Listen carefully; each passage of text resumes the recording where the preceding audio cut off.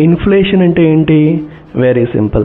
ఒక ఎకానమీలో ఒక టైం పీరియడ్లో గుడ్స్ అండ్ సర్వీసెస్ యొక్క ప్రైసెస్లో ఎంత పెరుగుదల కనిపిస్తోంది అని చెప్పేదే ఇన్ఫ్లేషన్.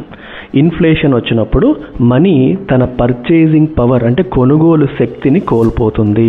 ఇది ఎలా జరుగుతుంది? ఒక చిన్న ఎగ్జాంపుల్తో మీకు చెప్తాను. మీ దగ్గర 100 రూపీస్ ఉన్నాయి అనుకోండి. ఒక్కొక్క డైరీ మిల్క్ చాక్లెట్ 10 రూపీస్ అనుకోండి.